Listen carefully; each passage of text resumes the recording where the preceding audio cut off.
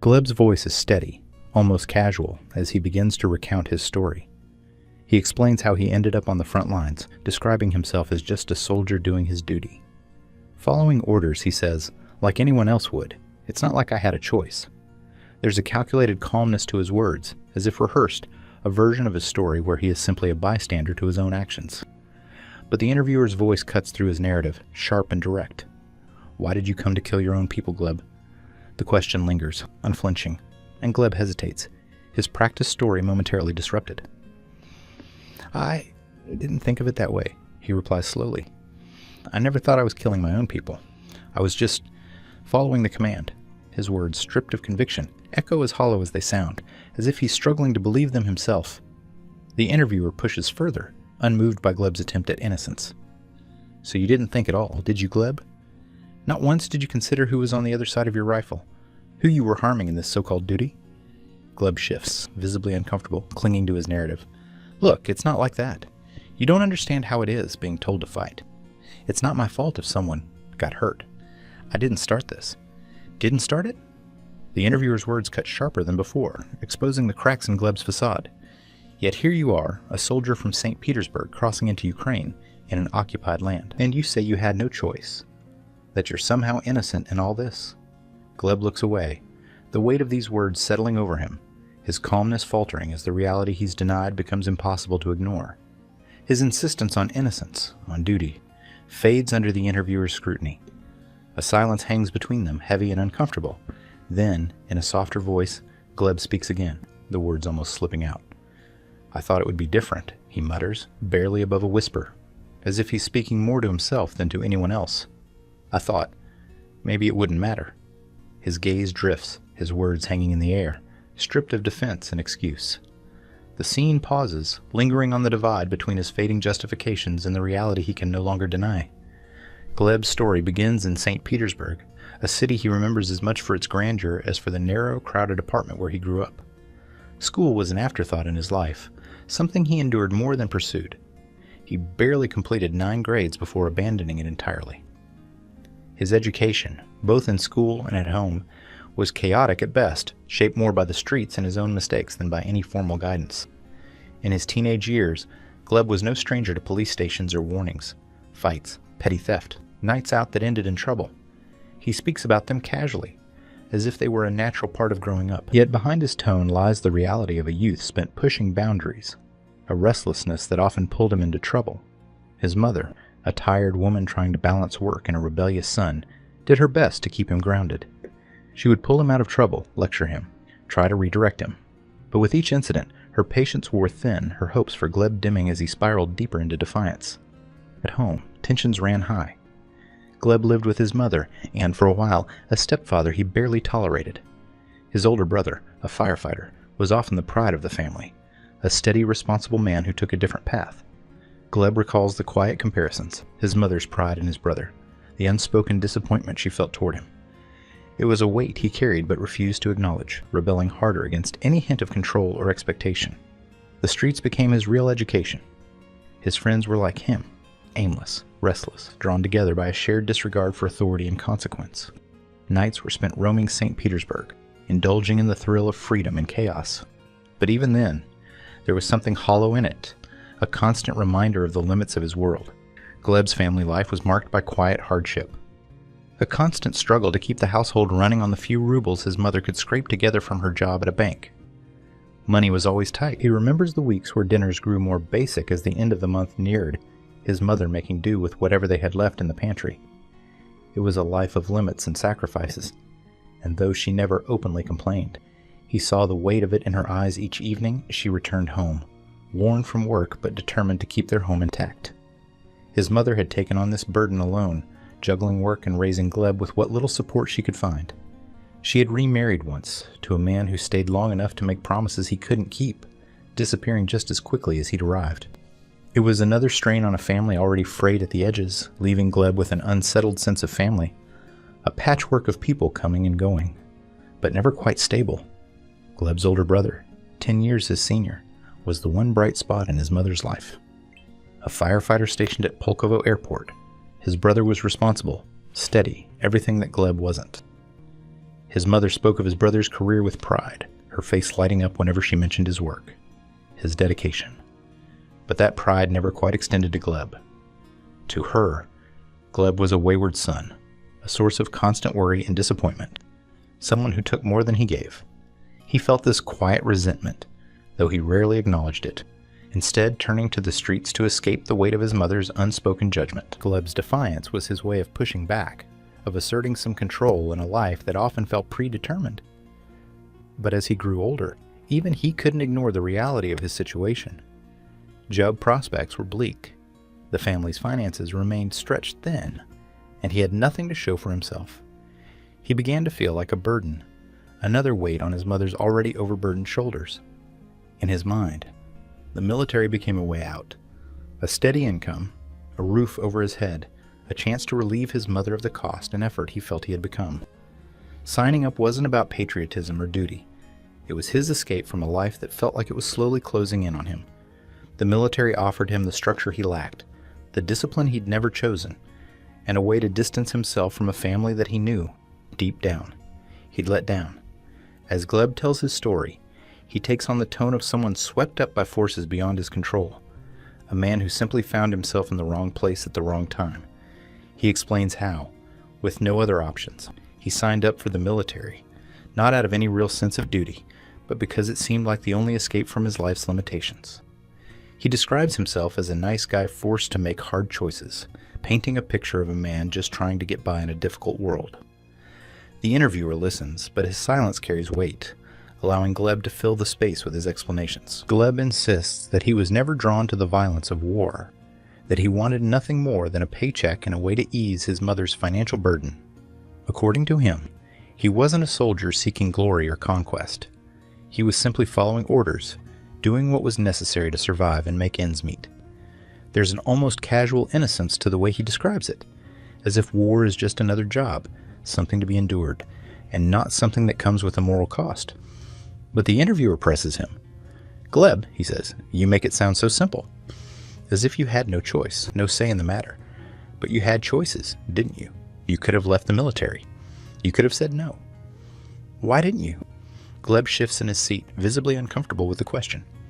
He repeats his claim, a bit more forcefully now, that he was only doing what anyone else in his situation would have done. He speaks about the power of command, the expectations placed on him, and the fear of punishment if he refused. He tries to paint himself as a victim of the system, someone who had been pushed into a corner with no way out, but his words lack conviction, as if he himself doubts the story he's trying to tell. The interviewer doesn't relent. He points out that Gleb crossed a border, rifle in hand, into Ukrainian towns and villages, far from any justification of defense or duty. "You say you were just following orders?" the interviewer remarks, but orders to do what exactly? To march into a foreign country, to take aim at people defending their homes, to enforce a presence they didn't ask for. Gleb's attempt at the nice guy image begins to unravel, the interviewer's questions chipping away at his narrative of innocence. For every claim he makes about circumstance and necessity, the interviewer counters with a reminder of the harm that came from his actions. Gleb falls quiet, the weight of his justifications exposed for what they are. An attempt to shift blame, to erase his own role in a war he willingly joined. In the silence that follows, the image he tried so hard to construct is left fragile and incomplete, a version of himself that no longer holds up against the reality of his choices. Gleb describes his decision to join the army as something almost inevitable, a choice made in the absence of better options. By his account, it was a matter of necessity, an escape from the constraints of his life in St. Petersburg, where he felt trapped between dead-end jobs and the tension at home. He explains how he saw the military as a way to stabilize his life, earn a steady income, and, in some way, relieve the pressure on his mother, who had carried the family's financial burdens alone for years. He wanted to provide, to finally be someone she could be proud of, or so he claims. But beneath the surface of practicality, there was something else pulling Gleb toward enlistment. He hints at a restlessness, a desire for something beyond the monotony of his life, for something larger than himself. Joining the army seemed like a chance for adventure, a way to break free from the gray, predictable life he had known. He talks about watching military parades as a child, the soldiers in their uniforms, the sense of purpose they projected. In his mind, the army wasn't just a job. It was an opportunity to be part of something important. something that would give him an identity he has struggled to find on his own. The interviewer doesn't let this narrative pass without question. He points out the contradiction in Gleb's reasoning, how he claims to have joined out of necessity, yet hints at a thrill, an attraction to the idea of war. Gleb tries to brush this off, reiterating that he didn't want to be a hero, that he just needed stability and a way out of his circumstances. But there's a spark in his eyes as he recalls his enlistment, an unmistakable excitement that betrays his attempts to play down his motives. The truth, as it emerges, is that Gleb saw enlistment as more than an escape. It was a chance to reinvent himself, to leave behind the mess of his past and create a new identity. The Army promised a structure he had never known, a world where rules were clear and purpose was assigned. Gleb clung to that promise, convinced that this path would give him meaning and respect, something he'd never been able to earn at home. As he speaks, the interviewer observes the layers of Gleb's justification peeling away. His enlistment was not purely out of necessity, nor was it entirely innocent. It was a choice, a calculated decision made by a man who saw war as a means to an end, a way to give his life the direction it had always lacked. In the end, Gleb's reasons for joining reveal not a victim of circumstance but a man driven by a mix of desperation and ambition, willing to take up arms for a cause he barely understood in exchange for a sense of purpose. In his first weeks of training, Gleb was thrust into a rigid, unforgiving environment where orders were absolute and questions were unwelcome. He recalls the physical demands, the long days spent in drills and exercises, the discipline imposed upon him, and the way the Army stripped away any sense of individuality. For Gleb, this environment was both challenging and strangely reassuring. In a world where every action was dictated, he no longer needed to think for himself. He just needed to follow orders. As he describes it, the rigors of military training weren't about shaping his character or instilling values. They were about breaking him down, removing any trace of hesitation or personal judgment. He talks about how he quickly learned to keep his head down, to do what he was told without question. In his words, there was a kind of freedom in this blind obedience, a release from responsibility, a convenient detachment from the weight of his actions. The interviewer listens, noting how Gleb frames himself as a mere instrument of the military machine, someone with no agency, simply doing what was expected. Gleb insists that in training, they weren't encouraged to think deeply about what they were preparing for, only to master the mechanics, to hit targets, and to react without hesitation. His portrayal suggests a kind of helplessness, as if he had no hand in shaping his own path, as if the trajectory of his life was determined the moment he signed up. The interviewer challenges this, suggesting that there was still a choice, a moment where he could have stepped back, asked himself what he was training for. But Gleb deflects, shrugging off any notion of personal responsibility. To him, training was just another task to be completed, a stepping stone in a path he'd already chosen. In his telling, he's merely a follower, someone who did what was required without questioning why. By presenting himself this way, he attempts to shift the blame onto a system he claims controlled his every move, as if each order erased his own will. Yet, even in his evasions, it's clear that Gleb's narrative serves as a shield, a way to distance himself from the consequences of his actions. For him, training was an exercise in compliance, and he wears this compliance like armor, hoping it will protect him from accountability. When Gleb speaks about his first encounters in combat, he chooses his words carefully, skimming over the details as if trying to soften the edges of his experiences. He describes crossing into Ukrainian territory, not as an invasion, but as a deployment. His role, he insists, was minimal. He was just another soldier among many, there to hold the line rather than to engage. His language is detached, almost clinical, as if he's reciting routine events, doing his best to shift the focus away from what he actually did and what he witnessed.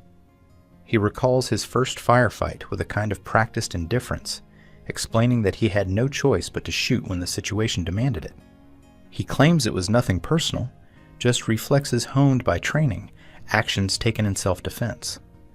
According to Gleb, he wasn't there to harm anyone but was simply protecting himself and those around him, acting out of necessity rather than aggression. He portrays himself as a reluctant participant, a soldier trying to survive rather than a fighter with any real intent. The scene he paints is stripped of any horror or humanity, an attempt to mask the chaos with sterile language. The interviewer presses him on this, questioning the stark contrast between his downplayed description and the reality of what these encounters meant for the people on the other side. You speak of survival, the interviewer points out, but your survival meant someone else's loss, someone else's home and family left in ruins. Gleb shifts uncomfortably, avoiding the direct line of questioning. He repeats that he was just following orders, that he did only what he was told, as if the chain of command absolved him of any moral responsibility. When the interviewer asks about the civilians, about the towns and villages they passed through, Gleb deflects further, claiming he didn't see much, that he wasn't involved in any direct confrontations with civilians. He insists he stayed at the edge of the violence, framing himself as someone who kept his distance, someone who wasn't really involved. His words, however, don't match his demeanor. There's a tension in his voice, a flicker of something he's trying to bury, a reluctance to admit the full extent of what he saw and did. Through Gleb's evasions, it becomes clear that his first combat experiences were far from the sterile version he describes. Behind his words lies the reality of violence, of lives shattered, of homes destroyed. But Gleb clings to his narrative of detachment, of minimal involvement, as though by minimizing his role, he can erase the weight of those actions.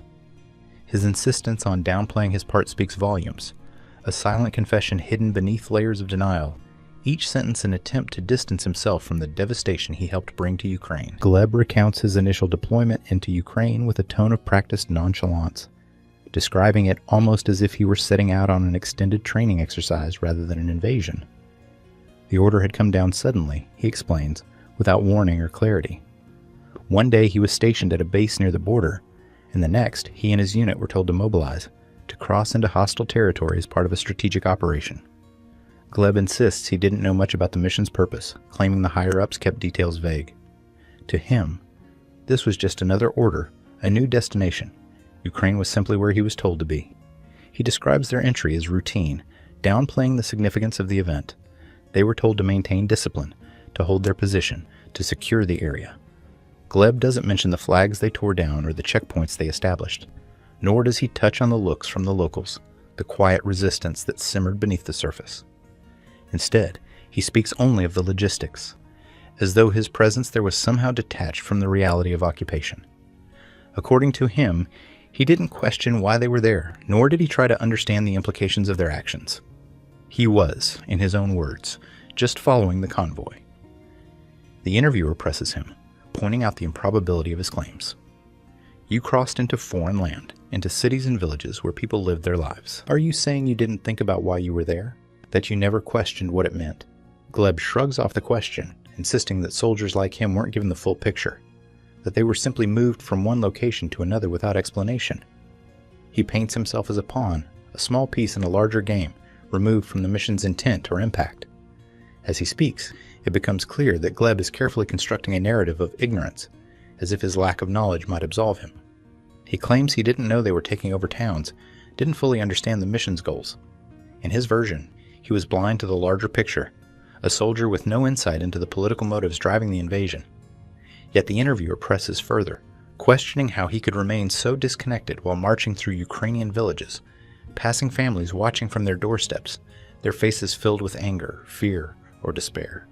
Gleb shifts uncomfortably, repeating his claim that he didn't know, that he was there to follow orders, nothing more. He portrays himself as a man caught in the current of events, someone who landed in Ukraine by circumstance rather than choice. But beneath this thin veneer of ignorance, the reality of his arrival unfolds. A soldier in a foreign land, part of an occupying force, claiming not to know the purpose of his own actions, even as his presence altered the lives of everyone around him. Gleb recounts his actions in combat with a rehearsed indifference, selecting his words carefully, as though trying to frame each event in the least damning way possible. He recalls moments of intense fighting, but speaks of them as if they were inevitable, the unavoidable results of following orders. According to Gleb, he was simply doing what was necessary to protect himself and his unit. The violence, he claims, was always defensive, a reaction to the hostility they faced, a necessary evil he was forced into. One incident stands out in his memory. He describes a firefight in a small Ukrainian village, the name of which he claims to have forgotten. His unit had been stationed there to secure the area, holding a position near a group of houses on the edge of town. They were under strict orders to eliminate any threats, a directive that Gleb repeats as though it explains everything. He describes hearing gunfire from a nearby building, shots that were, as he puts it, provoked by resistance. He and his unit returned fire, moving through the village with a mechanical detachment, pushing further in as civilians hurried out of their homes and took cover. In his telling, Gleb minimizes his role, insisting that he was simply responding to threats, nothing more. He paints a picture of himself as an observer, a soldier who had no choice but to engage when the situation demanded it. But as he recounts the scene, his language betrays him. He recalls clearing houses and securing streets, euphemisms that reveal the active, destructive nature of his involvement. There were moments when he came face to face with Ukrainian soldiers, exchanges he dismisses as brief skirmishes that were over quickly. But the detachment in his voice, the way he avoids specifics, suggests a different reality. A reality in which his actions left homes shattered and lives torn apart. The interviewer doesn't let this go unnoticed. He points out the vagueness in Gleb's descriptions, asking him directly if he ever questioned the orders that led to this violence, if he felt any sense of personal accountability for the destruction he left behind. Gleb shifts, uncomfortable, repeating his refrain of just following orders. He claims that he wasn't involved in making decisions, that he did only what was necessary to stay alive, his focus always on survival rather than conquest. Another incident emerges from his memories, one he tries to brush over quickly. He remembers a night when his unit was ambushed on the outskirts of another village. The firefight had been chaotic, with bullets coming from all directions. Gleb describes it as a blur of survival, where he fired indiscriminately into the darkness, responding to flashes of gunfire in a desperate attempt to protect himself. He admits that civilians were nearby, but insists he had no way of knowing who was in the line of fire. It was, in his words, an unfortunate consequence of war, a phrase he clings to, as though it might excuse the terror he contributed to that night. As he speaks, Gleb downplays each act, portraying himself as a reluctant participant rather than an aggressor. Yet the details he omits are telling. The buildings reduced to rubble, the families displaced, the lives upended. His attempts to sidestep responsibility only make his actions more apparent, painting a picture of a soldier actively engaged in the destruction he claims to merely have witnessed. Each carefully chosen word, each instance he tries to gloss over, reveals the brutal reality behind his self-serving narrative. In Gleb's own story, he may be an unwilling participant, but in the eyes of those who witnessed his presence in their towns, he is nothing less than an invader. As Gleb recounts his deployment, the interviewer's questions become sharper, targeting the lingering details of destruction left in the wake of his unit's passage through Ukrainian towns and villages. Gleb hesitates, his words measured, as he tries to explain the consequences of his actions. He speaks of casualties as if they were abstract figures, distant and disconnected from his own role. Collateral damage, he calls it, an unavoidable part of combat, something that simply happens in war. To him, these lives lost are statistics, brushed aside with an air of inevitability. The interviewer isn't satisfied with this evasiveness. He leans in, pressing Gleb for specifics. What about the families in those villages? He asks. The people who lost everything because of you and your unit. Do you ever think about the lives you disrupted? Gleb shifts uncomfortably, attempting to maintain his detached tone. He repeats that he was just following orders, that he didn't have control over the bigger picture. He claims that his actions weren't personal, that he didn't aim at civilians and did his best to avoid unnecessary harm. But the interviewer doesn't let him escape with these platitudes. You entered their homes, their streets. People who had nothing to do with the conflict were suddenly caught in the middle. How do you justify that? Gleb's response is strained, his attempts to rationalize his actions slipping as the questions dig deeper. He insists that war is brutal by nature, that harm is inevitable, as though he were merely a cog in a machine he couldn't control. He speaks of protecting himself and his comrades, suggesting that the choices he made were the only ones available to him. In his mind, he seems to believe that necessity absolves guilt, that his need to survive outweighs the pain inflicted on those he left in ruins. The interviewer's voice remains steady, challenging Gleb's narrative with an uncomfortable truth. But those people were simply defending their homes, their families. Can you really claim innocence when you were the one invading their towns?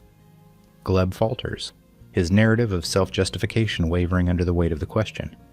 He repeats that he didn't come to Ukraine by choice, that he had no hand in shaping the mission's objectives. But even as he speaks, his words sound hollow. His attempts to excuse the harm he caused begin to crumble, revealing the contradictions within his story. For every excuse he makes, the consequences of his actions linger, the lives shattered by his presence refusing to disappear into the shadows of necessity. In the silence that follows, Gleb's justifications seem inadequate, unable to mask the real cost of his actions. His evasions, his claims of innocence, all fall short as the interviewer's questions bring the reality of his presence in Ukraine to the surface. In that moment, the harm he tries to deny becomes undeniable, casting a harsh light on the destruction he helped bring upon a country that was never his to claim. Gleb leans back, his face composed but his tone defensive, as he begins to lay out a string of justifications for his actions in Ukraine. He repeatedly claims he was just a soldier, a man under orders with no real control over where he was sent or what he was asked to do. He insists that his presence in Ukraine wasn't a matter of choice, but rather a directive handed down from superiors, part of a system that demanded obedience above all else. In his telling, he's little more than a cog in a vast, impersonal machine, a soldier trained to follow commands without questioning the motives behind them. He rationalizes his role by emphasizing the structure of military life, how obedience was drilled into him from his first day of training. Gleb describes a world where questioning orders was not only discouraged but dangerous. In the army, he explains, asking why was seen as a weakness, a flaw that could cost lives. He insists that any resistance, any hint of defiance, would have meant severe punishment or worse, being labeled a traitor. To him, the military was a place where survival hinged on conformity, on carrying out commands without hesitation. He frames himself as someone bound by duty, stripped of autonomy, locked into a path that he claims he had no power to alter. As he speaks, Gleb goes further to defend his presence in Ukraine by portraying himself as a victim of circumstance, a man caught between duty and survival. He claims that if he had refused to go, if he'd dared to question the mission, his own life would have been at risk.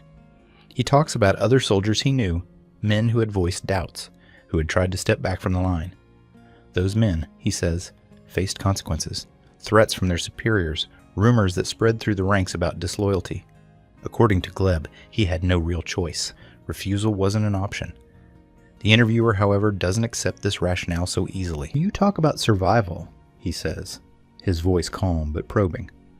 "But the people in Ukraine were trying to survive too, in their own homes, with their own families. Does your need to survive outweigh theirs?" Gleb hesitates, momentarily caught off guard, before reiterating that he was simply following orders, that he wasn't in a position to question the mission. He argues that he did what was required to protect himself and his fellow soldiers, as though that responsibility somehow justifies his actions on foreign soil. The conversation turns to the nature of duty, as Gleb doubles down on his belief that his loyalty to the army absolved him of the need to think critically about his actions. He insists that his allegiance to his unit, to the command structure, took precedence over any moral considerations. To him, loyalty was the ultimate measure, a code he followed without question. He claims that his actions were nothing more than a soldier's duty, implying that personal ethics had no place in the choices he made. In his narrative, he's merely a man carrying out tasks assigned by those above him, a follower with no say in the larger scope of the mission. Yet, even as Gleb lays out his reasoning, there's a hollowness in his words, a lack of conviction that hints at a deeper unease. He insists on his innocence, on his lack of agency, but each justification seems weaker than the last, as though he's trying to convince himself as much as the interviewer. The interviewer's questions have created cracks in his story, and for all of Gleb's attempts to portray himself as a soldier without choices, his rationalizations ring increasingly hollow, unable to mask the reality of his actions or the cost of his obedience. As Gleb tries to fortify his defenses, the interviewer's questions grow sharper, each one cutting deeper into the fragile structure of Gleb's justifications. His claims of obedience and duty start to crumble under the weight of the interviewer's relentless scrutiny, each question forcing him to confront aspects of his story that he had skillfully sidestepped. "So you claim you were just following orders," the interviewer begins, his tone calm but laced with an unspoken challenge. "But at what point did those orders make you question what you were doing? You marched into Ukrainian towns, displaced families, destroyed lives. Did it ever cross your mind to ask why?" Gleb shifts in his seat, visibly uncomfortable. His practiced narrative of duty falters, his words momentarily caught in his throat. He repeats that he was a soldier, that questioning orders wasn't his place, that his duty was simply to follow. But there's a hesitation now, a slight quiver in his voice as the interviewer's questions force him to face the underlying morality he has so carefully avoided. He tries to reiterate that he didn't come to Ukraine by choice, that he had no influence over the mission itself. But each time he speaks, his words sound less like explanations and more like hollow excuses. The interviewer leans forward, his voice unwavering. Do you understand the consequences of what you did, Gleb? The people you saw in those villages, they weren't just obstacles in your path. They were families, people defending their homes. How can you justify tearing through their lives without once questioning why you were there? Gleb's defenses begin to waver, his posture slumping as the reality of the interviewer's words sets in. He tries to frame it as survival, a situation forced upon him, but the interviewer won't let him retreat behind the wall of duty. Survival? The interviewer echoes, his voice laced with disbelief. Was it survival when you broke into homes, when you took aim at people who posed no threat? Was it survival when you marched into a foreign country, knowing you were part of an invasion? Caught off guard, Gleb stumbles over his words, desperately clinging to his narrative. He repeats that he didn't make the rules, that he was bound by his commanders. But his confidence is unraveling. The interviewer's questions have exposed the gaps in his logic, the places where his story falls apart under moral scrutiny. Each response he gives sounds weaker, stripped of the self-assuredness he had at the beginning. The interviewer presses further, his voice colder now, devoid of sympathy. You keep saying you had no choice, that you were just a soldier. But you knew what you were doing, Gleb. You knew the harm you caused, and you chose to ignore it. How can you stand by that? Gleb's composure breaks. His voice lowers, his words slower, as if he's speaking more to himself than to the interviewer. I didn't think it would be like that. I thought it was just what I had to do. I didn't think. He stops, the sentence left unfinished, the weight of his own avoidance settling heavily in the silence. The self-delusion he has maintained, the justifications he has clung to, are collapsing around him, leaving only the stark reality of his actions. The interviewer's final question cuts through the silence, devastating in its simplicity. Did you ever stop to consider the lives you were destroying, or was it easier to pretend they were just obstacles in your way? Gleb has no answer. The hollow shield of duty, his well-rehearsed defenses, everything he's used to rationalize his actions, has been stripped away.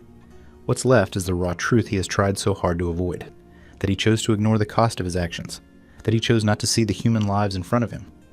In the face of the interviewer's questions, Gleb's narrative of innocence and necessity falls apart, leaving him exposed, his moral conflicts laid bare for the first time. Gleb recalls the moment of his capture with a mixture of disbelief and subdued shame, his voice quieter, almost hollow. He describes it as sudden, chaotic, a stark departure from the rigid order and control he'd grown accustomed to in his unit. They were stationed on the outskirts of a small Ukrainian village, tasked with holding the position, but he remembers the air that day was different, tense in a way he couldn't quite place. The attack came swiftly. He speaks of the sounds first, the thunder of artillery in the distance, growing louder, closer, until the ground shook beneath his feet. He and his fellow soldiers scrambled to respond, their training kicking in automatically, but in that moment, all the discipline and drills unraveled in the face of the unpredictable assault. The usual confidence, the structure they relied on, was nowhere to be found. It was pure instinct, survival taking over, as they moved from one cover to the next, losing formation, losing each other. Gleb recalls running through an abandoned field, the sound of gunfire echoing around him, his breath harsh and shallow. For the first time, he was without orders, without the constant guidance that had become his crutch. The thought that he could actually be captured hadn't crossed his mind until he felt the weight of the Ukrainian soldiers' eyes on him, emerging from the shadows of nearby trees, rifles raised, his path of escape completely cut off. In that instant, all his rehearsed justifications, his stories of duty and necessity, vanished. He was no longer a soldier of authority, no longer the invader. He was a man stripped of power, vulnerable and exposed. As he was forced to the ground, hands pulled roughly behind his back, Gleb realized with a sense of hollow dread that he was no longer in control. The roles had reversed completely. He, who had marched through foreign villages with unquestioned authority, was now at the mercy of others, subject to the same fear and uncertainty he had imposed on countless civilians. The certainty he had clung to, the image of himself as a soldier simply following orders, felt suddenly fragile, meaningless. In that moment of capture, Gleb was no longer the disciplined soldier he had once claimed to be. The mask of duty slipped, replaced by the raw, undeniable fear of a man who had lost control over his fate. Surrounded, his mind racing. He felt the weight of his actions pressing down on him. The vulnerability was unlike anything he'd known, and for the first time, he tasted the helplessness that he had once inflicted on others. Gleb sits under the harsh, fluorescent lights of the interrogation room, his hands bound in front of him, his gaze fixed on the table. The room is cold, silent except for the occasional scrape of a chair or the muffled sounds of movement beyond the walls. He is stripped of his uniform now, dressed in plain, anonymous clothes that make him look smaller, less formidable. Without the insignia and rank, he is no longer a soldier. He is simply Gleb, a captured man, vulnerable and isolated, trying to hold on to the only narrative that has shielded him so far. The interviewer enters, calm and expressionless, his questions pointed, methodical. Gleb begins with the same defenses he has rehearsed since the beginning. He insists he was merely following orders, that he did what any soldier would do under command. His voice is steady, trying to maintain an air of composure, but there's an edge to it, a forced confidence that the interviewer can sense. He repeats his familiar lines, each word wrapped in the idea of duty, necessity, survival. But the interviewer isn't swayed. He lets Gleb speak, watching him with an intensity that makes every pause, every hesitation, feel like an admission. Then he asks the first question that strikes at Gleb's carefully constructed defense. When you crossed into Ukraine, did you ever stop to think about what you were doing, about who you were hurting? Gleb shifts, his gaze dropping, but he quickly recovers, repeating his claim that he was just a soldier and that questioning orders was not his place. He insists that the situation was out of his control, that he was simply part of something larger, with no personal responsibility. But the interviewer doesn't let him slip back into that shield of obedience so easily. So you were following orders, the interviewer continues, his voice steady, relentless. But those orders led you to invade homes, to drive people from their villages, to fire upon those defending their own land. Did you truly believe that following orders absolved you of all responsibility? For a moment, Gleb is silent, his usual responses momentarily halted by the weight of the question. He looks away, trying to avoid the interviewer's gaze, but the question lingers in the air, pressing down on him. He stammers that he was trained to obey, that he didn't have the luxury of questioning why. Yet the words feel weaker, lacking the conviction he so desperately needs them to carry. The interviewer leans in, his tone unwavering, cutting through Gleb's defenses. You talk about duty, about loyalty to your command. But tell me, Gleb, did your sense of duty ever extend to the people whose homes you occupied? The families you terrorized? Or was your duty only to yourself and your own survival? Gleb's composure begins to crack. He stumbles over his words, grasping for any justification that might restore his sense of innocence. He repeats that he was simply following the orders of his superiors, that he didn't make the rules, that he was as much a victim of circumstance as anyone. But each response sounds hollow, as if he himself is beginning to doubt the very excuses he once believed. The interviewer presses further, his questions growing more specific, each one peeling away Gleb's layers of denial. He brings up the names of towns Gleb passed through, the villages that were left devastated in his wake. He names incidents, confrontations, moments of violence that Gleb has tried to forget. These were people, Gleb, the interviewer says, his voice unyielding. Men, women, children. They were not your enemies. Yet you marched through their streets with a weapon, as if their lives meant nothing. How do you reconcile that? Gleb's face tightens, his gaze dropping to the table. The well-worn narrative he clings to feels increasingly inadequate, unable to withstand the interviewer's unrelenting logic. He tries to argue that he was under threat, that he only acted in defense. But the interviewer quickly dismantles each claim, reminding him of the lives disrupted, the homes violated, the children who ran in fear as his unit advanced. In the silence that follows, Gleb's defenses are left in tatters. The narrative he has relied on for so long has unraveled, each justification exposed as flimsy, insubstantial. For the first time, Gleb is forced to confront the reality he has avoided, the human cost of his actions, the weight of his choices. He is no longer just a soldier under orders. He is a man facing the undeniable truth of the harm he has caused. And as he sits in that cold, empty room, stripped of the protections he once thought would absolve him, Gleb is left with the haunting realization that, no matter how he tries to rationalize it, the pain and destruction he brought to Ukraine are his to bear. As the questioning draws to a close, Gleb slumps in his chair, his gaze unfocused, his voice stripped of its earlier certainty. The reality of his actions presses down on him, heavier now than ever. The words of the interviewer linger in his mind, reverberating like echoes he can't silence. For the first time, he is forced to confront his life choices without the shield of duty or the comfort of deflection. The justifications he's clung to feel empty, fragments of a story that no longer holds him together. He tries, almost desperately, to rationalize his path. Gleb recounts his younger years, the decisions he once believed were made out of necessity, the steps that led him to the army. He tells himself that he didn't have the luxury of choice, that his enlistment was a matter of survival, a way to escape a life bound by poverty and stagnation. But now, with the interviewer's questions cutting through his defenses, those early rationalizations seem flimsy, nothing more than attempts to bury the reality of his actions beneath layers of excuses. The interviewer's voice remains in his head, steady and unyielding, forcing Gleb to look beyond his excuses, to confront the impact he has tried so hard to ignore. He remembers the villages his unit tore through, the towns where he saw families fleeing from their homes, the faces of civilians caught in the chaos he helped create. He remembers the sounds, the distant cries, the shuffle of hurried footsteps, the heavy silence that settled over each town once his unit moved on.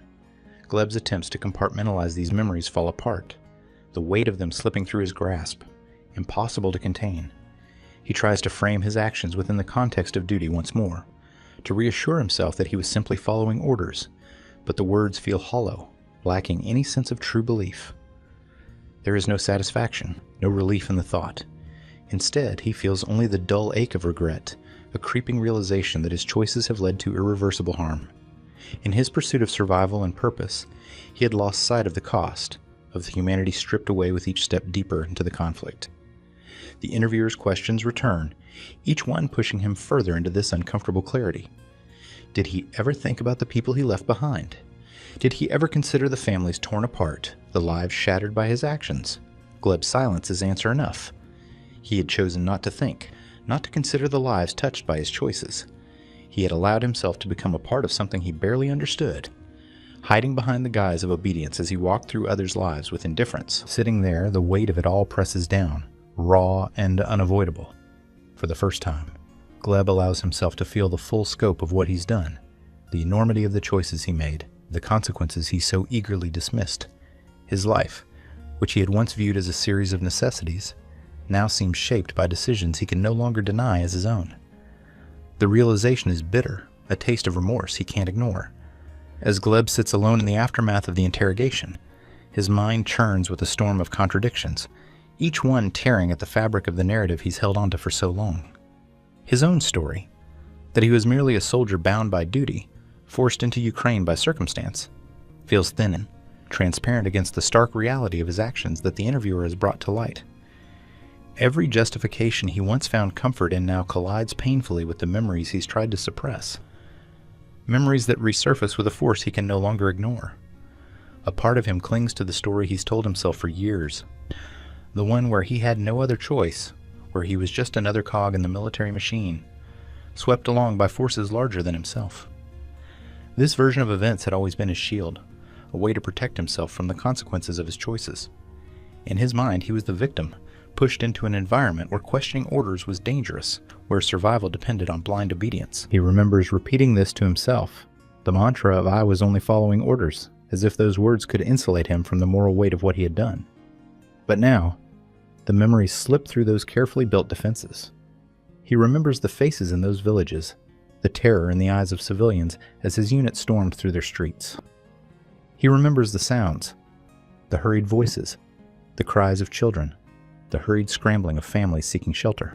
These memories contradict everything he has told himself, and for the first time, Gleb is forced to confront the gap between his narrative of necessity and the reality of the destruction he participated in. The contradictions twist within him, unsettling and undeniable. He wants to believe he had no control, that he was powerless to change anything. But a small, growing voice in his mind keeps reminding him of the choices he made along the way. He could have questioned. He could have refused. He hadn't. Each time he had the chance to consider the human cost of his actions, he had chosen to look away, to bury himself in the simplicity of duty and survival. This realization pierces through his defenses, casting doubt on every excuse he's ever used. Gleb's emotions swirl between anger, denial, and a faint, uncomfortable sense of guilt that he cannot shake. Part of him resents the interviewer for exposing these contradictions, for forcing him to confront the reality he has tried so hard to ignore. He feels a flicker of defensiveness, an instinct to push back and reclaim his old narrative.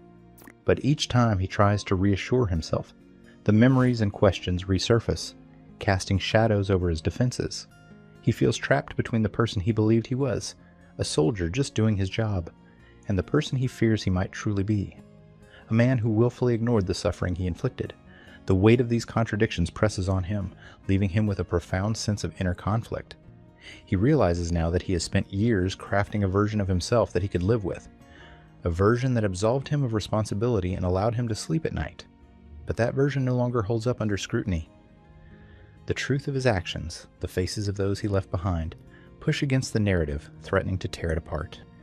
Gleb finds himself paralyzed in this space between who he thought he was and who he has come to realize he might truly be. The inner conflict is excruciating, each justification met with the undeniable evidence of lives he helped destroy. For the first time, he senses that the man he has tried to be and the man he actually is cannot coexist. And as he grapples with this unsettling truth, he understands that no amount of denial or self-justification can reconcile the gap between the two. Gleb sits in silence, the weight of his story pressing down on him as he reflects on the path that brought him here. He sifts through his memories, the fragments of a life spent obeying orders, following paths he believed were set for him. Yet now, with the interviewer's questions echoing in his mind, he feels unmoored, suspended between the identity he has held onto so tightly and the reality he can no longer ignore. He thinks back to his early days in the Army, the sense of purpose he found in the structure and discipline, the relief of a life where decisions were made for him. He remembers telling himself that he was just a soldier, a man with no real power over his circumstances, that he was merely surviving. This belief had once been his anchor, a way to shield himself from the responsibility of his actions. But now, stripped of that armor, he's left to confront the contradictions and choices he once buried under the guise of duty. As he reflects, Gleb feels a flicker of something new, an uncomfortable awareness that he cannot quite shake. He realizes that he chose to ignore the pain he caused, that he found it easier to look away, to follow orders, to believe in the necessity of his actions rather than face the moral consequences. He begins to see that his self-delusion, his insistence on duty as an excuse, was a way of protecting himself, of avoiding the discomfort of recognizing his own complicity. Yet, even as these truths settle within him, he struggles to reconcile them. Part of him wants to retreat back into his old narrative, to reclaim the certainty of his former beliefs. He wants to see himself again as just a soldier, someone swept up by forces beyond his control, a man who only did what he was told. But deep down, he knows that this perspective no longer holds, that he can no longer ignore the impact of his choices. The faces he once looked past, the villages he tore through, they remain, unyielding reminders of his role in this conflict. Gleb is left with an open, unanswerable question that lingers in his mind, a question of accountability that he can't escape. If he was, indeed, just a soldier, does that absolve him of the lives disrupted? The home shattered? Does the duty to obey supersede the duty to consider one's actions, or is that merely an illusion he clung to out of convenience? He wants to believe that he was merely a product of circumstance, but he knows now that the cost of that belief is borne by those who suffered in his wake. The story concludes with Gleb's unresolved struggle, an internal conflict that offers no easy answers. He sits in silence, the gravity of his choices pressing down, leaving viewers to grapple with the unsettling reality of his story. Is he to be pitied, understood, or condemned? In the end, the truth of Gleb's identity, as both a soldier and a person, is left open, a question of moral responsibility that asks viewers to look beyond the simplicity of duty and into the murky depths of self-delusion and accountability.